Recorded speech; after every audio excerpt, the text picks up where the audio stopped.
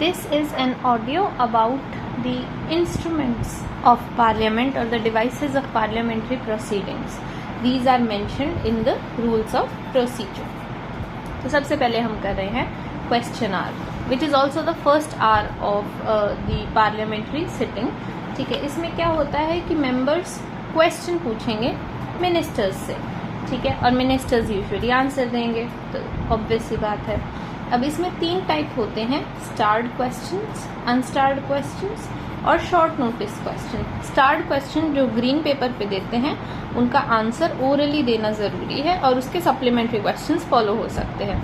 Unstarred questions जो कि white paper पे मेंशन होते हैं उनका आंसर रिटन फॉर्म में देना ज़रूरी है. For obvious reasons supplementary questions will not follow. फिर है शॉर्ट नोटिस क्वेश्चंस, जिनको पूछने के लिए 10 दिन या उससे कम का नोटिस दिया गया है. ठीक है, ये पिंक पेपर पे लिखे जाएंगे. फिर एक और क्वेश्चंस होते हैं जो कि प्राइवेट मेंबर्स से पूछे जा सकते हैं. मतलब कोई भी मेंबर ऑफ द पार्लियामेंट वो क्वेश्चन पूछ सकता है, किसी मिनिस्टर से नहीं बल्कि प्राइवेट मेंबर से. तो वो येलो पेपर पे होता है. तो अगर ये क्वेश्चन आ जाए कि क्वेश्चन आवर में questions are asked to ministers only, तो ये गलत है. प्राइवेट मेंबर्स को भी क्वेश्चन किया जा सकता है. अब हम अगले पे आ जाते हैं. जीरो आर एक इंडियन इनोवेशन है और ये रूल्स ऑफ प्रोसीजर में मेंशन नहीं है. आगे हम पढ़ेंगे कॉलिंग अटेंशन मोशन, जो कि एक इंडियन इनोवेशन है पर वो रूल्स ऑफ प्रोसीजर में मेंशन नहीं है. एनीवे पे जीरो आर एक इंडियन इनोवेशन है, रूल्स ऑफ प्रोसीजर में मेंशन नहीं है और ये एक इनफॉर्मल डिवाइस है जिसमें कि matters of urgent public importance को रेज किया जा सकता है. अब हम देखेंगे आगे बहुत से ऐसे डिवाइसेस हैं जिसमें matters of urgent public importance raise किए जाते हैं. Zero hour is one of them. Now zero hour it starts immediately after the question hour and it lasts until the agenda of the day is started. ठीक है, और ये 1962 में हमने use करना इसको शुरू किया था. अब आ जाते हैं मोशंस पे. अब मोशंस इन जनरल वो चीज़ है जो कि रेज की जाती है टू जो कि मतलब इशू की जाती है to raise any matter of general public discussion. ठीक है, तो हर एक मैटर जो जनरल पब्लिक डिस्कशन का है उसके लिए मोशन रेज करना ज़रूरी है. ठीक है, और मोशन जो है it is made with the consent of the presiding officer only. ठीक है, और हाउस जो है वो अपने ओपिनियंस एक्सप्रेस करता है वेरियस मैटर्स जो जनरल पब्लिक इम्पोर्टेंस के हैं उन पे. And motions moved by members to raise the discussion on various issues, it falls in 3 category. वो है सब्सटैंटिव, सब्स्टिट्यूट और सब्सिडरी. और सब्सिडरी मोशन के भी 3 पार्ट्स हैं. वो है एंसिलरी, यानी बहुत से मैटर्स एक साथ डिस्कस करना. फिर है सुपरसीडिंग और फिर है अमेंडमेंट. बाद में आ जाते हैं अब हम क्लोजर मोशन पे. जब कोई भी मेंबर या इवन जो प्रिसाइडिंग ऑफिसर है उसे लगता है कि मैटर इनफ डिस्कस हो गया है तो वो क्लोजर मोशन ला सकते हैं और जो भी डिस्कशन हो गया है उसको कट शॉर्ट करके अब उसको वोटिंग पे डाल जा सकता है. तो सिंपल डिस्क्लोजर होगा, डिस्क्लोजर बाय कंपार्टमेंट्स होगा, कैंगरू क्लोजर होगा और क्लोजर गिलोटाइन होगा. तो ये हो गया क्लोजर मोशन. अच्छा, if I said disclosure I am sorry. Okay, फिर आ जाते हैं हम प्रिविलेज मोशन पे. अब प्रिविलेज मोशन का मतलब क्या है कि किसी भी मिनिस्टर ने अपने मिनिस्टर होने की प्रिविलेज का गलत फायदा उठाया, तो it is moved against an individual minister for the very purpose of either withholding any fact or giving any wrong fact. Okay, and its purpose is to censure the concerned minister. और क्योंकि एक minister के against है तो ये लोकसभा और राज्यसभा दोनों में ही हो सकता है. लेकिन अगर कोई भी मोशन ऐसा है जो कि पूरी काउंसिल के अगेंस्ट होता है तो वो सिर्फ लोकसभा में इशू हो सकता है, क्योंकि आर्टिकल 75 कहता है कि council of ministers is responsible to Lok Sabha. तो अगर कोई भी सेंसर है अगेंस्ट काउंसिल ऑफ मिनिस्टर तो वो सिर्फ लोकसभा में इशू होगा. और इसके एग्जाम्पल है नो कॉन्फिडेंस मोशन या एडजर्नमेंट मोशन. एनीवे अभी हमने प्रिविलेज मोशन इशू मतलब बात किया है, और ये कोई भी हाउस में इंट्रोड्यूस किया जा सकता है। फिर आ जाते हैं कॉलिंग अटेंशन मोशन। जैसा कि मैंने पहले भी कहा कि ये भी एक इंडियन इनोवेशन है 0R की तरह, लेकिन calling attention motion is mentioned in the rules of procedure. इसमें क्या होता है कि किसी भी मिनिस्टर का ध्यान किसी matter of urgent public importance की तरफ लाने के लिए ये इशू किया जाता है। और the very basic purpose of bringing a calling attention motion is to seek an authoritative statement from that minister on that particular matter। तो हम क्या चाहते हैं, हम चाहते हैं कि तुम कोई authoritative statement दो, मिनिस्टर से चाहते हैं, इसलिए हम मिनिस्टर का ध्यान उस इशू की तरफ केंद्रित करते हैं और इसके लिए कॉलिंग अटेंशन मोशन होता है। अब हम आ जाते हैं एडजर्नमेंट मोशन पर। क्या है ये? It is issued in the parliament to draw attention of the house to a definite matter of urgent public importance. तो उसमें हम एक मिनिस्टर का ध्यान जो है किसी matter of general public importance की तरफ लाना चाह रहे थे। एडजर्नमेंट मोशन में हम पूरे हाउस का ध्यान किसी अर्जेंट पब्लिक इम्पोर्टेंस के मैटर पर लाना चाह रहे हैं। और एक खास चीज़ एडजर्नमेंट मोशन की ये इसका बस बेसिक ऑब्जेक्टिव ये है कि जो ऑनगोइंग मैटर है उसको एडजर्न किया जाए और जो अर्जेंट पब्लिक इम्पोर्टेंस वाला मैटर इसके अंडर रेज किया जा रहा है उसे डिस्कस किया जाए। अब ये एक बहुत ही एक्सेप्शनल या एक्स्ट्रॉर्डनरी डिवाइस है, क्योंकि जो ऑनगोइंग प्रोसीडिंग्स है हाउस की, ये उसको डिस्टर्ब करता है। इस वजह से इसके कुछ रिक्वायरमेंट्स हैं कि कम से कम 50 लोगों को इसको साइन करना चाहिए to be admitted. Okay, and it is basically a censure against the government and hence it can not be raised in Rajya Sabha. तो सेंशर मोशन और नो कॉन्फिडेंस मोशन दोनों ही राज्यसभा में नहीं रेज किए जा सकते हैं, और इस पे डिस्कशन कम से कम 2.5 घंटे का होना ही चाहिए, क्योंकि अर्जेंट मैटर है तो कम से कम 2.5 घंटे का डिस्कशन इस पे होना ज़रूरी है। और कौन से रेस्ट्रिक्शंस हैं ऑन एडजर्नमेंट मोशन, किस किस केस में ये नहीं लाया जा सकता है।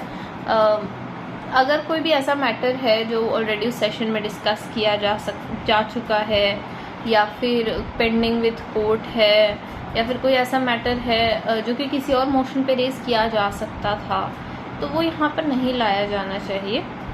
उसके अलावा ही कोई भी मैटर जो यहाँ पे लाया गया है वो अर्जेंट, फैक्चुअल और एक ही मैटर होना चाहिए, मल्टीपल नहीं। और ये जो है it should not raise a question of privilege. जैसे मैंने कहा है कि अगर कोई और मोशन पे कोई भी मैटर रेज किया जा सकता है उसको यहाँ नहीं लाना चाहिए, this is the last resort. तो अगर प्रिविलेज से रिलेटेड मैटर तो उसको प्रिविलेज मोशन में रेज किया जा सकता है, यहाँ पे नहीं किया जाना चाहिए। अब आ जाते हैं हम अगले पे, नो कॉन्फिडेंस मोशन।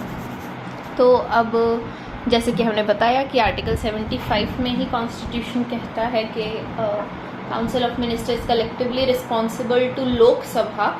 इस वजह से नो कॉन्फिडेंस मोशन भी यहाँ लोकसभा में ही इशू किया जाता है, because it is also a censure against the government just like adjournment motion. तो क्या हुआ है कि इसमें कोई भी रीज़न देना ज़रूरी नहीं है नो कॉन्फिडेंस मोशन लाने के लिए, बस कम से कम 50 लोग ने इसको साइन किया हो और इसमें गवर्नमेंट से कहा जाता है कि वो अपनी मेजॉरिटी प्रूव करे, या ऑपोजिशन कह रहा है कि उनके पास मेजॉरिटी नहीं है, बेसिकली उन्हें प्रूव करने की ज़रूरत है। अगर नहीं कर पाते हैं तो वो नो कॉन्फिडेंस मोशन पास माना जाएगा और सरकार गिर जाएगी।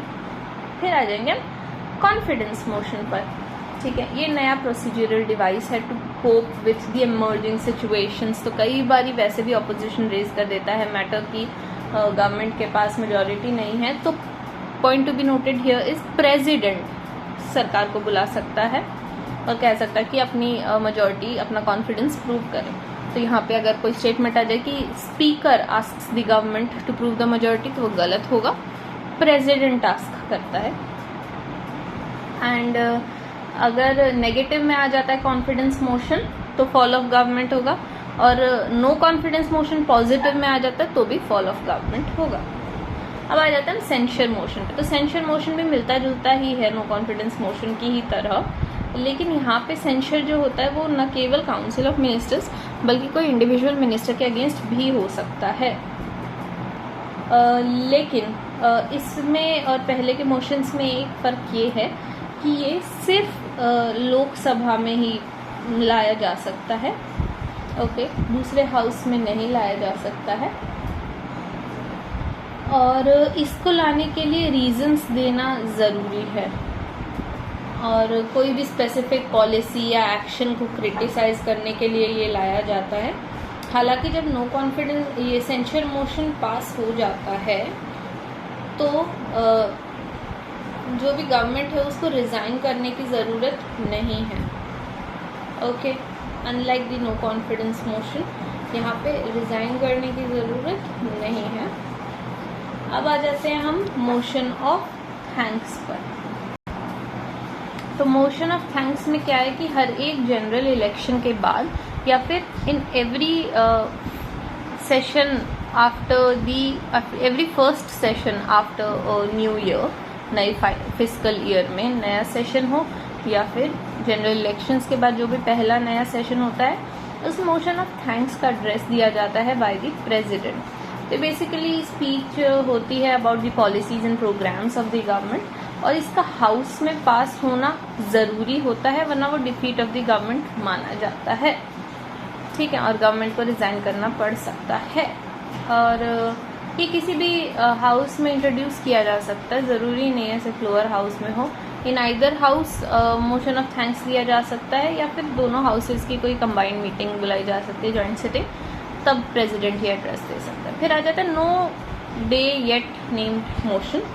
इसमें क्या है कि स्पीकर ने एड्रेस जो मोशन है उसको एडमिट तो कर दिया, लेकिन अभी बताया नहीं है कि किस डेट को वो डिस्कस होगा। डेट बताने के लिए या तो स्पीकर कंसल्ट करेगा with the leader of the house, mostly जब जो गवर्नमेंट है या मिनिस्टर है उन्होंने लाया है ये मोशन, या फिर बिजनेस एडवाइजरी कमेटी कोई भी डे अलॉट कर देगी। फिर आ जाएगी डायलेटरी मोशन। इसमें क्या होता है कि जो एडजर्नमेंट ऑफ द बिल है या मोशन है उसको एडजर्न करने की बात की जाती है, बिल या मोशन जिस पे डिबेट होना है 1 या 2 दिन या जितने भी दिन से। तो वो क्या चाहते हैं कि वो मोशन अभी नहीं डिस्कस हो, जो मैटर है अभी नहीं डिस्कस हो, उन्हें कुछ समय चाहिए, उसको कहते हैं डायलेटरी मोशन। अब स्पीकर की मर्जी है कि वो इसको एक्सेप्ट करे या ना करे, ठीक है। अगर स्पीकर को लगता है कि it is an abuse of the rules of the house तो वो मना भी कर सकता है इस मोशन को एक्सेप्ट करने के लिए, और आगे डिस्कशन कर सकते हैं। फिर आ जाएगा पॉइंट ऑफ ऑर्डर।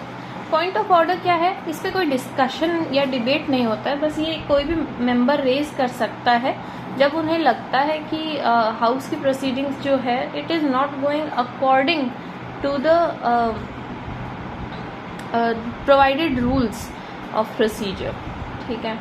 तो ये यूजुअली ऑपोजिशन ही रेज करता है, और ये एक एक्स्ट्रॉर्डनरी डिवाइस है क्योंकि ये सस्पेंड कर देता है ऑन गोइंग जो प्रोसीडिंग्स ऑफ द हाउस है उन्हें। फिर आ जाते हैं हाफ एन आवर डिस्कशन। ये कोई भी मैटर जो है उस पर एल्यूसिडेशन या थोड़ा और एक्सप्लेनेशन मांगने के लिए होता है। तो ये भी कोई फॉर्मल मोशन नहीं है, इसलिए इस पर कोई वोटिंग नहीं होती, कोई खास ऐसा डिबेट नहीं होता है इस पर, ना कोई वोटिंग होती है। कारण ये है कि बस वो थोड़ा वो ही तो मांग रहे हैं, इलेबोरेशन ही तो मांग रहे हैं किसी मैटर पे, आधे घंटे में जल्दी से दिया जा सकता है, तो इस पर कोई खास वो नहीं होता है। वोटिंग हमेशा इम्पॉर्टेंट चीज़ों पे किया जाता है, ओके। फिर आएगा शॉर्ट ड्यूरेशन डिस्कशन। इसको 2 आवर डिस्कशन भी कहते हैं। देखो, शॉर्ट ड्यूरेशन, पार्लियामेंट के लिए शॉर्ट ड्यूरेशन 2 आवर्स की। द थिंग इज कि जो matters of members of the parliament they can raise such discussion on a matter of urgent public importance, okay. तो कोई भी matter of urgent public importance है उसको यहाँ पे रेज किया जा सकता है। नो वंडर, मोशन में तो कर ही रहे हैं। और स्पीकर जो है 2 दिन कोई भी पूरे हफ्ते में अलॉट कर सकता है इस डिस्कशन के लिए। इस पर ना ही तो कोई फॉर्मल मोशन होता है, ना ही कोई वोटिंग होती है, ठीक है। और ये डिवाइस 1953 से चला रहा है, एनीवे ये बहुत ज़्यादा इम्पोर्टेंट नहीं है। बस ये देख लो, शॉर्ट ड्यूरेशन 2 घंटा, और उस पर कोई वोटिंग नहीं है, कोई डिस्कशन नहीं है, ओके। और कोई वोटिंग नहीं है और कोई फॉर्मल मोशन भी नहीं माना जाता है। 2 आवर ड्यूरेशन मोशन को, शॉर्ट ड्यूरेशन मोशन को सॉरी, उसको कोई फॉर्मल मोशन नहीं माना जाता है। फिर आ जाएगा स्पेशल मेंशन। ये कोई भी मैटर होता है जो कि पॉइंट ऑफ ऑर्डर ना हो, या फिर कोई ये वो ऐसा मैटर है which can not be raised during question hour, half an hour discussion, short duration, या कोई भी और मोशन के अंडर नहीं इंट्रोड्यूस किया जा सकता था, ठीक है।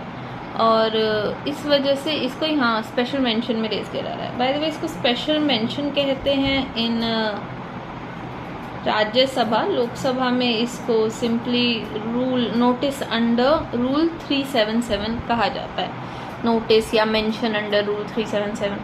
फिर आ जाएंगे हम रेजोल्यूशंस पर। रेजोल्यूशन क्या होते हैं?